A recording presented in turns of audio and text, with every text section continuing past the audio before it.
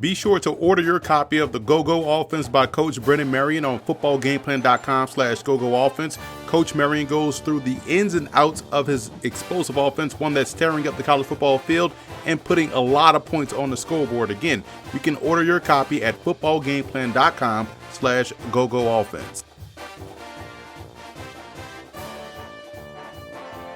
Recruiting is the lifeblood of any college football program, and now more than ever, it's critical to get the right type of student athlete that'll help you push your team over the top. So let's hit the recruiting trail to see how well these teams recruited this past offseason in our recruiting roundup, powered by the Football Game Plan 400.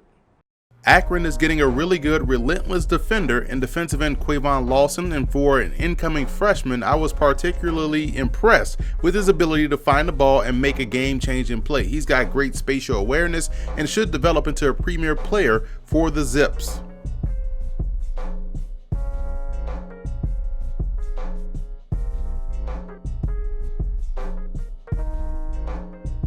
I'm a big fan of how Ball State quarterback Eddie Schott is able to drive the ball downfield. He gets great velocity on tight window deep throws with enough accuracy and placement that the receiver has no choice but to make the catch. He does a great job of putting the ball out and away from the defender, giving his receiver a chance to pull away and haul in the reception.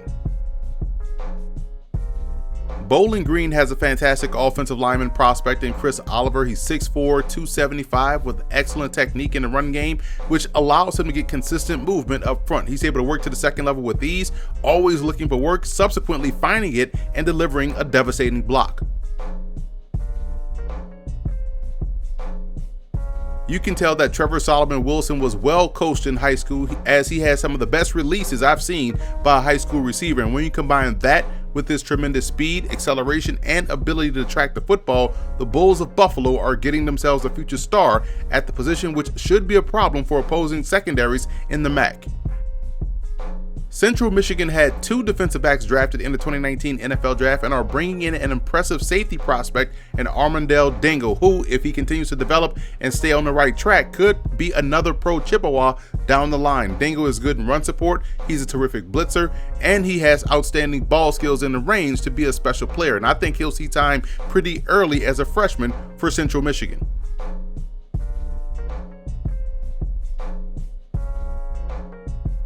Alex Merritt of Eastern Michigan has a very polished game for a defensive lineman. I think he's versatile enough to play any one of the techniques across the defensive front. He's got strong hands to set the edge, to power rush. He can rush with both quickness and power, and does a great job in finding the football. I think he'll be a fine player for the Eagles.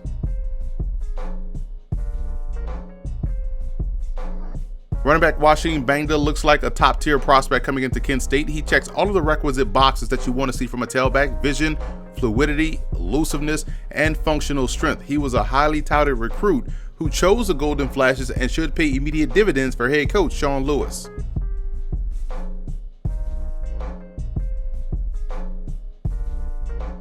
I came away impressed with the game of Miami of Ohio quarterback Brett Gabbard. I like his athleticism.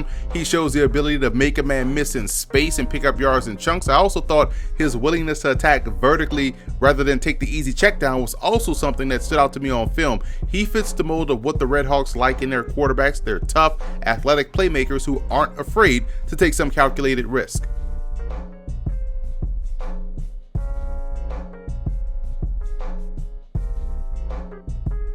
Leif Engstrand at 6'8", 290 already has a college frame and the functional strength to be effective, and once that Northern Illinois coaching staff is able to smooth out his technique and footwork, they will have one of the best offensive linemen in the Mid-American Conference, in my opinion. Engstrand is a big mold of clay that'll become a legitimate prospect down the line for the Huskies. I like the game of Walter Wilbon III, who should thrive in that Ohio Bobcats ground attack. He's got a little Frank Gore in his game, as he has the footwork to quickly get in and out of a hole, while also being able to effectively set up a defender to freeze him in his tracks. Wilbon also brings great burst to the table, which helps him get up on a defender pretty quickly and break long runs. It's tough to find any longer athletic defensive ends than Toledo's Jerome Henderson, who's a true 6'5", 235-pounder that should blossom into a heck of a playmaker for the Rockets. Henderson shows very good acceleration to the quarterback and has the length to cause problems on both ends of defense, both in the running game and destroying blocking assignments, and also in pass coverage by getting into those passing windows and batting balls down. And finally, the Western Michigan Broncos incoming freshman wideout Cameron Coleman from East St. Louis has outstanding quicks and explosiveness. Another highly touted high school recruit that chose to play his ball in the MAC speaks volumes of the level of talent within this conference. He has the makings of the next star receiver in his Broncos program and could also help out on special teams as a returner, in addition to seeing time early in a regular offense for Western Michigan.